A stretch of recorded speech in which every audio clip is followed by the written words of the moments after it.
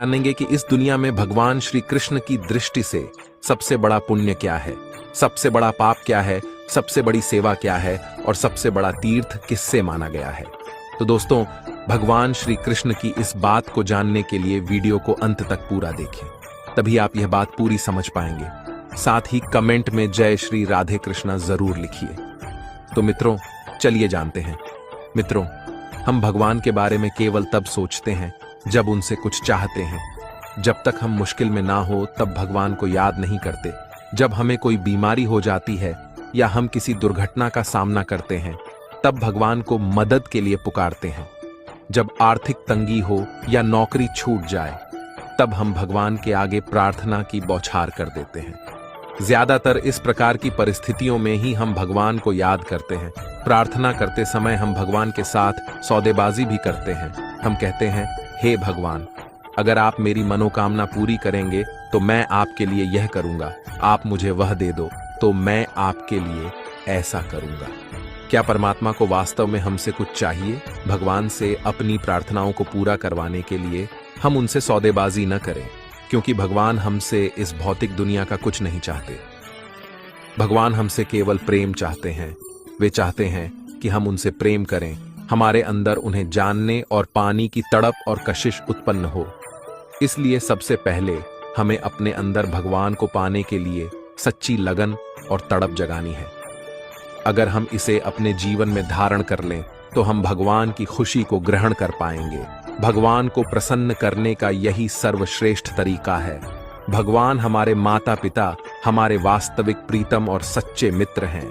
माता पिता, प्रीतम और मित्र के प्रति हमारे प्रेम का इजहार किसी भौतिक उपहार का मोहताज नहीं होता। वे केवल हमारा सच्चा प्रेम ही पाकर खुश होते हैं।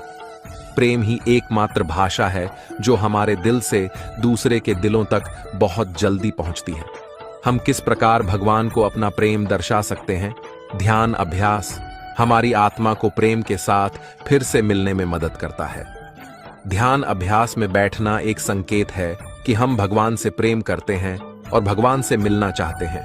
पर ध्यान अभ्यास में सिर्फ 5 मिनट बैठना पर्याप्त नहीं है। जब हम रोजाना लगन और उत्साह से भगवान को पाने के लिए ध्यान अभ्यास में बैठते हैं तब भगवान देखते हैं कि आपकी जरूरत हमेशा बनी रहे। श्री कृष्ण कहते हैं, हर किसी की जिंदगी में समस्याएं हैं, लेकिन इंसान खुद की समस्याओं को ही सबसे ज्यादा और सबसे बड़ी समस्या समझता है। कड़वा है पर सच है कि इंसान का व्यक्तित्व तब निखर कर आता है जब वह अपनों से ठोकर खाता है। अगर कोई तुमसे कुछ मांगे तो तुम उसे दे देना, क्योंकि भगवान ने आपको देने वालों में रखा है, मांगने वालों में नहीं। परेशानी में अगर कोई सलाह मांगे तो सलाह के साथ साथ भी देना चाहिए, क्योंकि सलाह गलत हो सकती है परंतु साथ गलत कभी नहीं होता। अगर जिंदगी में सुकून चाहते हो तो लोगों की बातों को दिल से लगाना छोड़ दो, क्योंकि जिंदगी आगे बढ़ने का नाम है, रुकने का नहीं। जो व्यक्ति शक्ति ना होते हुए भी मन से हार नहीं मानता, उसको दुनिया की कोई भी ताकत हरा नहीं सकती। रिश्तों की कद्र करनी है तो वक्त रहते कर लीजिए, वरना बाद में सूखे पेड़ को पानी देकर हरियाली की उम्मीद करना बेकार है। दुनिया में सबसे आसान काम है विश्वास खोना, पर सबसे कठिन काम है विश्वास को पाना। उससे भी कठिन काम है विश्वास को बनाए रखना। अभिमान तब आता है जब हमें लगता है कि हमने कुछ किया है, और सम्मान तब मिलता जब दुनिया को लगता है कि आपने कुछ किया है। जब लोग आपकी तारीफ करें तो उसमें झूठ खोजिए, अगर आलोचना करें तो उसमें सच की तलाश कीजिए। क्रोध आने पर चिल्लाने के लिए ताकत नहीं चाहिए, लेकिन क्रोध आने पर चुप रहने के लिए बहुत ताकत चाहिए होती है। अपने जीवन में आलोचना और प्रशंसा दोनों को स्वीकार कीजिए, क्योंकि एक फूल भी बेहतरीन ढंग से उगता है जब उसे बारिश और धूप दोनों मिलते हैं। अगर किसी को कुछ देना है तो उसे अच्छा वक्त दो, क्योंकि आप हर चीज वापस ले सकते हैं, मगर किसी को दिया हुआ अच्छा वक्त वापस नहीं ले सकते। सुख हमारे अहंकार की परीक्षा लेता है, जबकि दुख हमारे धैर्य की। दोनों परीक्षाओं में उत्तीर्ण होकर ही हमारा जीवन सफल होता है।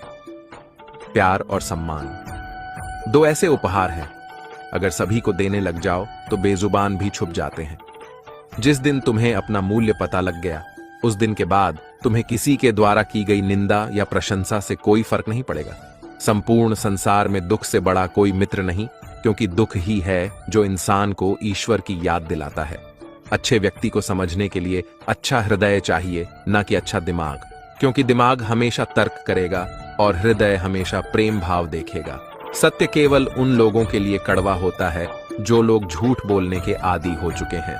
हर अनुभव कुछ ना कुछ सिखाता है, इसलिए हर अनुभव महत्वपूर्ण है। हम अपनी गलतियों से भी सीख सकते हैं। पेट में गया हुआ विष केवल एक मनुष्य को मारता है, परंतु कान में गया हुआ विष कई संबंधों को मार देता है। दोस्तों, किसी ने बड़े कमाल की बात कही है कि पानी में गिरने से इंसान की मृत्यु नहीं होती। इंसान की मृत्यु तब होती है जब उसे तैरना नहीं आता। परिस्थितियां कभी भी समस्या नहीं बनती, समस्या तब बनती है जब उनसे निपटना नहीं आता। दोस्तों, बहुत समय पहले की बात है, एक दिव्यांग राजा की, जिसके राज्य में कहीं कोई समस्या नहीं थी।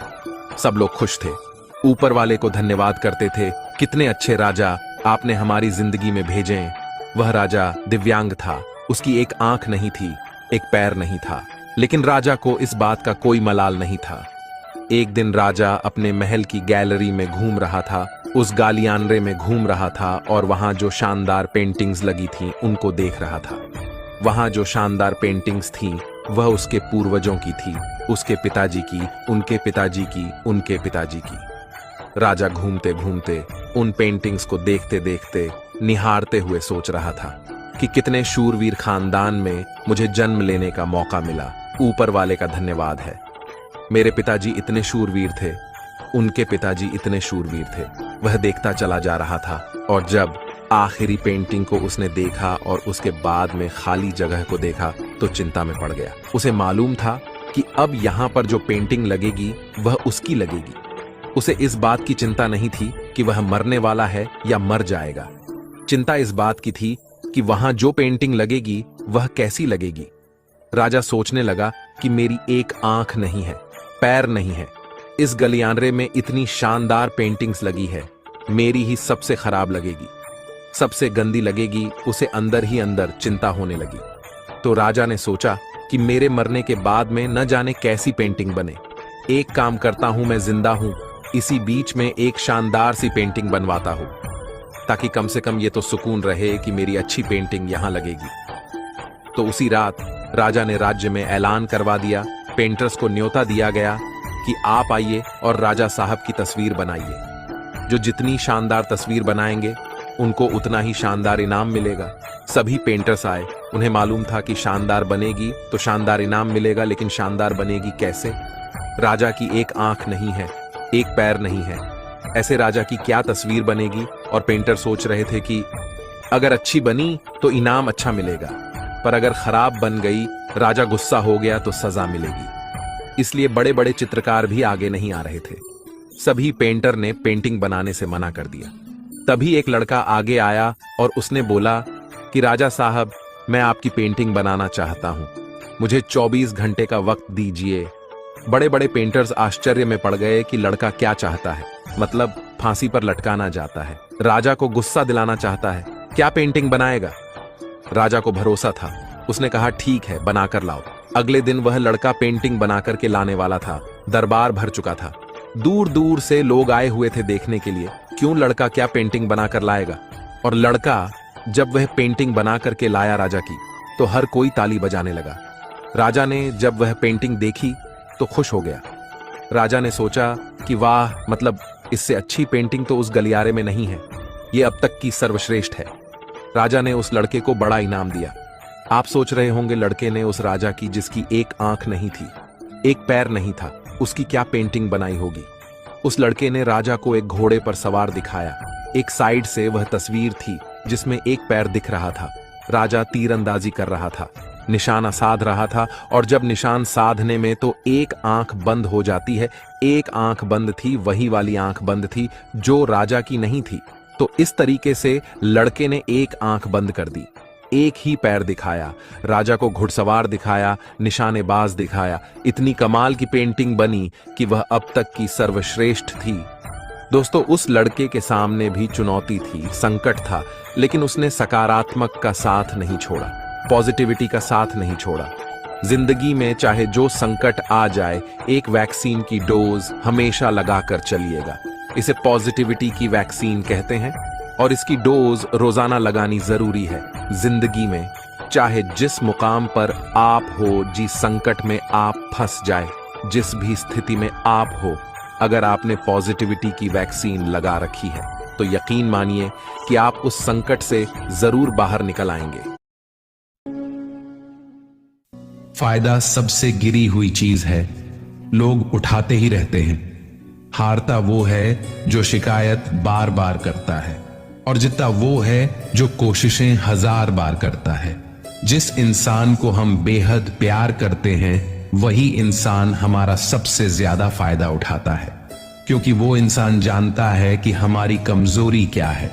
इतने समझदार बनो कि किसी को माफ कर दो, लेकिन इतने बेवकूफ मत बनो कि धोखा देने वाले पर दोबारा विश्वास कर बैठो। उम्मीद मत छोड़ना, कल का दिन आज से बेहतर होगा। जिंदगी में उस लेवल तक पहुंच जाओ कि लोग आपको खोकर पछताए। जीवन में कभी भी किसी से अपनी तुलना मत कीजिए। आप जैसे हो सर्वश्रेष्ठ हो, क्योंकि ईश्वर के हर एक रचना सर्वोत्तम होती है। खुद को किसी से कम समझना ईश्वर की रचना का अपमान है। इंसान का मन ही उसका सबसे बड़ा दुश्मन है और उसका सबसे बड़ा दोस्त। यदि मन आपसे जीत जाता है तो वह आपका दुश्मन बन जाता है, और यदि आप मन से जीत जाते हो तो वो आपका सच्चा दोस्त बन जाता है। हौसला मत हार। अगर मुझे दर्द मिला है तो दवा भी जरूर ही मिलेगी। जो दोगे वही लौट कर आएगा, चाहे इज्जत हो या धोखा। धैर्य रखना, निराश मत होना, क्योंकि जिसने तुम्हें लिखा है वह ब्रह्मांड का सबसे बड़ा लेखक है। प्रशंसा चाहे कितनी भी कर लो, लेकिन अपमान सोच समझ कर करना, क्योंकि अपमान वो उधार है जो अवसर मिलने पर ब्याज सहित लौटता है। आप पीछे जाकर अपने अतीत को तो नहीं सुधार सकते, लेकिन आज काम करके अपने आने वाले भविष्य को जरूर सुधार सकते हैं। श्री कृष्ण कहते हैं, जो लोग आपसे जलते हैं उनसे घृणा मत कीजिए, क्योंकि ये वही लोग हैं जो स्वीकार कर चुके हैं कि आप उनसे बेहतर हो। ये 5 चीजें अभी से छोड़ दो, जिंदगी में बहुत खुश रहोगे। सबको खुश करना, दूसरों से ज्यादा उम्मीद रखना, जिंदगी को अतीत में जीना, अपने आप को किसी से कम समझना और बहुत ज्यादा सोचना। बदल जाओ वक्त के साथ, या फिर वक्त को बदलना सीखो। मजबूरियों को मत कोसो, हर हाल में चलना सीखो। श्री कृष्ण कहते हैं, जिस तरह हवा एक दिशा में नहीं बहती, समय समय में बदलती रहती है, उसी प्रकार आदमी की किस्मत भी समय समय पर बदलती रहती है। इसलिए समय खराब है तो परेशान ना हो, बस सही समय का इंतजार करिए, क्योंकि समय जरूर बदलेगा। याद रखना, अगर बुरे लोग सिर्फ समझाने से समझ जाते तो बांसुरी बजाने वाला कभी महाभारत नहीं होने देते। दुआ कभी साथ नहीं छोड़ती और बद्दुआ कभी पीछा नहीं छोड़ती। दिखावे से तो केवल लोगों को खुश किया जा सकता है। भगवान तो केवल नियत देखते हैं, केवल पैसों से व्यक्ति धनवान नहीं है। असली जिंदगी में एक बात हमेशा याद रखना कि आप अपनी फितरत को नहीं बदल सकते। प्याज को आप चाहे कितने ही प्रेम से काटिए, लेकिन आपके आंसू तो निकलेंगे ही। कई बार आप अपनी जिंदगी में ऐसे जड़बुद्धि, मंदबुद्धि और पत्थर दिल इंसान को बदलने की कोशिश करते हैं जो कि कभी बदल ही नहीं सकता है, जो कि कभी बदलना ही नहीं चाहता है, और आप उसे बदलने में अपना समय बर्बाद कर रहे हुए होते हैं। और आपका समय तो बर्बाद हो ही रहा है, साथ साथ आपका जीवन ही बर्बाद हो रहा है। जिंदगी में एक बात हमेशा याद रखना कि प्रेम वो चीज है जो इंसान को कभी मुरझाने नहीं। क्या है और गलत क्या है, लेकिन मनुष्य के सामने चुनौती तो मन को समझने की होती है। मुश्किल समय में व्यक्ति अकेला हो जाता है, लेकिन मुश्किलों की वजह से ही वही व्यक्ति मजबूत हो जाता है। जो आपको सम्मान दे उसी को सम्मान दीजिए। किसी की हैसियत देखकर सर झुकाना कायरता का लक्षण है। हे अर्जुन, जो ना कभी हर्षित होता है, ना किसी से द्वेष करता है, ना शोक करता है, ना कामना करता है, जो शुभ अशुभ संपूर्ण कर्मों का त्यागी है, वह ज्ञानी मनुष्य मुझको अति प्रिय है। मुझे पाने के 3 तरीके हैं, ध्यान योग, ज्ञान योग और कर्म योग। और इन सब में कर्म योग सबसे प्रधान है। जिस प्रकार मनुष्य अपने पुराने वस्त्रों को त्याग कर नए वस्त्र धारण करता है, ठीक उसी प्रकार आत्मा पुराने व्यर्थ शरीर को त्याग कर नए शरीर को धारण करती है। यही प्रकृति का नियम है। इस सत्य को स्वीकार करके भय मुक्त होकर आज में जीना चाहिए। किसी पर विश्वास करना हो तो उसकी बातों पर नहीं, उसकी हरकतों पर ध्यान दो। गुस्से के वक्त थोड़ा रुक जाने से और गलती के वक्त थोड़ा झुक जाने से जिंदगी और भी आसान हो जाती है। भगवान श्री कृष्ण कहते हैं, जो मनुष्य मुझे जान लेता है उसके लिए इस संसार में और कुछ भी जानना शेष नहीं रहता। ऐसा मनुष्य जन्म मरण के बंधनों से मुक्त हो जाता है। जो मनुष्य भगवत गीता को पढ़कर उस पर अमल करता है, उसके सारे दुष्कर्मों का प्रभाव समाप्त हो जाता है। जो भाग्य में है वह भाग कर आएगा और जो भाग्य में नहीं है वह आकर भी भाग जाएगा। जैसे हवा के झोंके नाव को भटका देते हैं, वैसे ही मनुष्य की इच्छाएं बुद्धि को भटका देती हैं। एक समझदार व्यक्ति वही है जो दूसरों को देखकर उनकी विशेषताओं से सीखता है, उनसे तुलना या ईर्ष्या नहीं करता। शस्त्र केवल शरीर को घायल कर सकते हैं, किंतु शब्द आत्मा को ही घायल कर देते हैं। जो मनुष्य अपने को परमात्मा से अलग नहीं समझता है और ना ही इस शरीर से अपना कोई संबंध मानता है, वह सदा के लिए जन्म मरण से मुक्ति पा लेता है। खुश रहना है तो जिंदगी के फैसले अपनी परिस्थितियों को देख कर लें। दुनिया को देखकर जो फैसले लेते हैं वो हमेशा दुखी ही रहते हैं। जो व्यक्ति आध्यात्मिक जागरूकता के शिखर तक पहुंच चुके हैं, उनका मार्ग है निस्वार्थ कर्म, और जो भगवान के साथ संयोजित हो चुके हैं, उनका मार्ग है स्थिरता और शांति। मानव कल्याण ही भगवत गीता का प्रमुख उद्देश्य है। इसलिए मनुष्य को अपने कर्तव्यों का पालन करते समय मानव कल्याण को प्राथमिकता देनी चाहिए। श्री कृष्ण कहते हैं, जो तुम्हारा साथ देता है तुम उसका साथ दो, और जो तुम्हें धोखा देता है तुम उसे त्याग दो। जिस जगह आपका सम्मान नहीं हो वहां पर कभी जाना नहीं चाहिए, वरना लोग आपको कमजोर और मूर्ख समझेंगे। जहां बारिश ना हो वहां फसल खराब हो जाती है, और जहां संस्कार ना हो वहां नस्ल खराब हो जाती है। जो लोग यह कहते हैं कि मेरे पास समय नहीं है, असल में उनके पास समय तो है, लेकिन उनके खास रिश्तों की गिनती में आपका नाम ही नहीं है। हे अर्जुन, वह जो वास्तविकता में मेरे उत्कृष्ट जन्म और गतिविधियों को समझता है, वह शरीर त्यागने के बाद पुनः जन्म नहीं लेता और मेरे परम धाम को प्राप्त होता है। वह व्यक्ति जो सभी इच्छाएं त्याग देता है, सारी बातें बिल्कुल सही तरीके से समझ में आ जाए। दोस्तों, इस दुनिया में कुछ भी अच्छा या बुरा बिना किसी कारण के नहीं होता। एक बार पुराने टाइम में एक गांव में एक गरीब औरत रहती थी। उसको जब बच्चा हुआ तो वह बिल्कुल स्वस्थ था, लेकिन एक बार किसी घटना की वजह से उस बच्चे के हाथ की एक उंगली कट गई। वह बहुत दुखी हुई कि मेरे बच्चे के साथ यह क्यों हुआ, और वह हमेशा भगवान को इस बात के लिए कोसती थी कि पता नहीं भगवान को मेरे से क्या दुश्मनी थी जो मेरे ही बच्चे की उंगली काट दी। समय बीतता गया। उस गांव में एक दिन साधु के वेश में एक मायावी राक्षस आया। वह राक्षस अपनी शक्ति ज्यादा करने के लिए बहुत सारे बच्चों की बलि लेता था। उसमें इस बच्चे को भी देख लिया, लेकिन जैसे ही वह उसकी बलि देने लगा तो उसको अपने गुरु की शर्त याद आ गई कि जिस भी बच्चे की बलि देनी हो तो उसके सभी अंग सही सलामत होने चाहिए, और उसको मजबूर होकर उस बच्चे को वापस घर भेज दिया। और उसकी मां ने अपने बच्चों को सही सलामत देखा तो उसकी मां को यह एहसास हुआ कि इस दुनिया में जो कुछ भी होता है, चाहे वह अच्छा हो रहा है या चाहे वह बुरा हो रहा है, वह कभी भी बिना किसी कारण के नहीं होता। तो दोस्तों, इससे हमें यह सीख मिलती है कि आप किसी भी हालत में कर्म किए बिना और उसका फल पाए बिना नहीं रह सकते। ऐसा हो ही नहीं सकता कि इंसान का शरीर 1 सेकंड के लिए भी बिना कर्म किए रह सके। ऐसा हो ही नहीं सकता कि इस सृष्टि का एक कण 1 सेकंड के लिए भी बिना किसी कर्म के रह सके। कर्म करना हमारे जीवन का अभिन्न हिस्सा है। अगर हम सोते हैं तो हमारा दिमाग नहीं होता है। हम सपने देखते हैं, सांस लेते हैं। हमारे शरीर के हर अंग में करोड़ों सूक्ष्म कण अपना काम करने में लगे रहते हैं।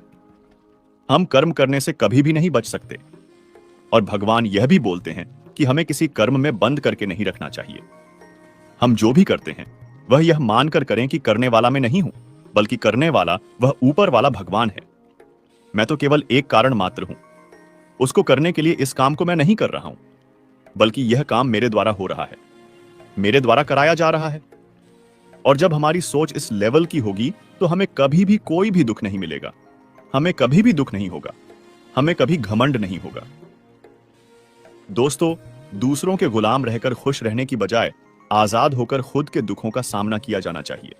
भले ही आपकी जिंदगी में कितने ही कष्ट हो, लेकिन अगर आप आजाद हो तो आप ही वास्तविक हो।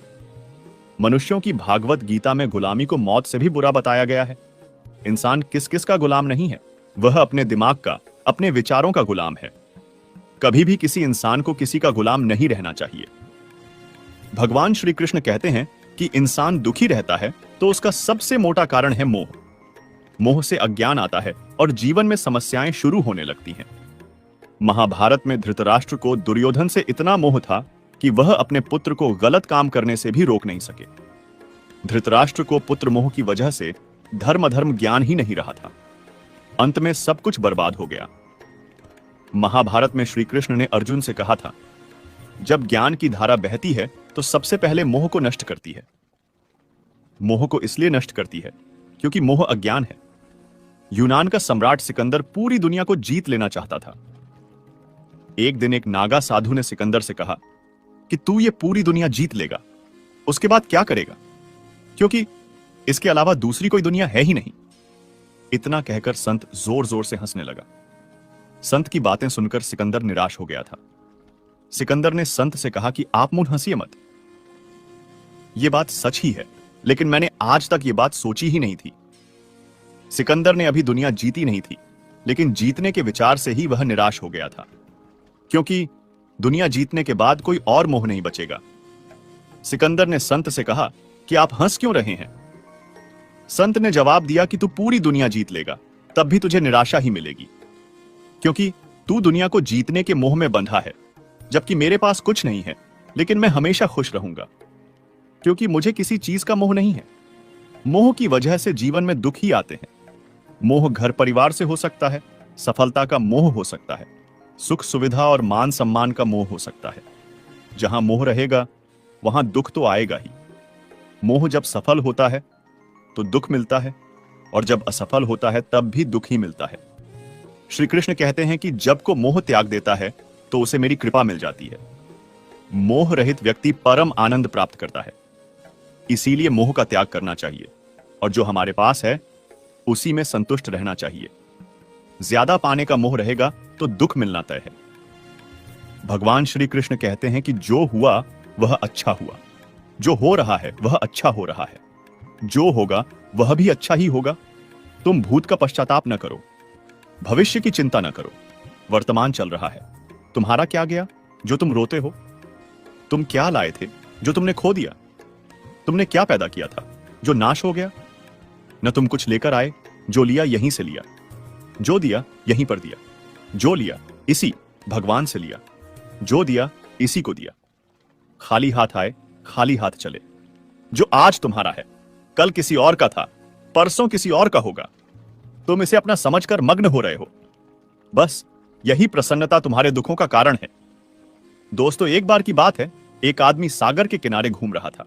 तभी एकदम उसकी नजर चांदी की एक डंडे पर गई जो बहते बहते किनारे पर आ गया था। वह खुश हुआ और झटपट उस डंडे को उठा लिया। अब वह डंडा लेकर टहलने लगा। अब धूप ज्यादा हो गई तो उसका मन सागर में नहाने का हुआ। उसने सोचा अगर डंडे को किनारे रखकर नहाऊंगा तो कोई ले जाएगा, इसीलिए वह डंडा हाथ में ही लेकर नहाने लगा। तभी एक ऊंची लहर आई और तेजी से डंडे को बहाकर ले गई। वह अफसोस करने लगा और दुखी होकर तट पर आ बैठा और रोने लग गया। उधर से एक संत आ रहे थे। उसे उदास और रोता हुआ देख पूछा, इतने दुखी क्यों हो? उसने बताया, स्वामी जी नहाते हुए मेरा चांदी का डंडा सागर में बह गया। संत ने हैरानी जताई और कहा, डंडा लेकर नहा रहे थे? वह बोला, क्या करता, किनारे रखकर नहाता तो कोई ले जा सकता था, लेकिन चांदी का डंडा लेकर नहाने क्यों आए थे? स्वामी जी ने पूछा। अब आदमी ने कहा, लेकर नहीं आया था, वह तो यहीं मिली थी। उस आदमी की बात सुनकर स्वामी जी हंसने लगे और बोले, जब वह तुम्हारी थी ही नहीं तो फिर दुख या उदासी कैसी? कभी कुछ खुशियां अनायास मिल जाती हैं और कभी कुछ श्रम करने और कष्ट उठाने से मिलती है।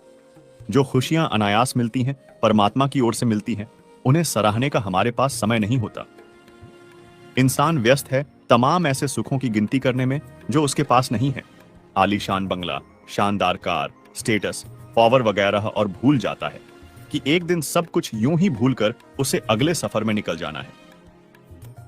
तो दोस्तों, भगवान श्री कृष्ण ने तभी कहा है कि तुम भूत का पश्चाताप न करो, भविष्य की चिंता न करो। वर्तमान चल रहा है। तुम्हारा क्या गया जो तुम रोते हो? तुम क्या लाए थे जो तुमने खो दिया? तुमने क्या पैदा किया था जो नाश हो गया? न तुम कुछ लेकर आए, जो लिया यहीं से लिया, जो दिया यहीं पर दिया, जो लिया इसी भगवान से लिया, जो दिया इसी को दिया। खाली हाथ आए, खाली हाथ चले। जो आज तुम्हारा है कल किसी और का था, परसों किसी और का होगा। तुम इसे अपना समझकर मग्न हो रहे हो। बस यही प्रसन्नता तुम्हारे दुखों का कारण है। दोस्तों, जब महाभारत का युद्ध खत्म हो गया था, तब युधिष्ठिर ने हस्तिनापुर की राजगादी संभाल ली थी। सब कुछ सामान्य हो रहा था। एक दिन वो समय आ गया था जो कोई पांडव नहीं चाहते थे। भगवान श्री कृष्ण द्वारिका लौट रहे थे। सारे पांडव दुखी थे।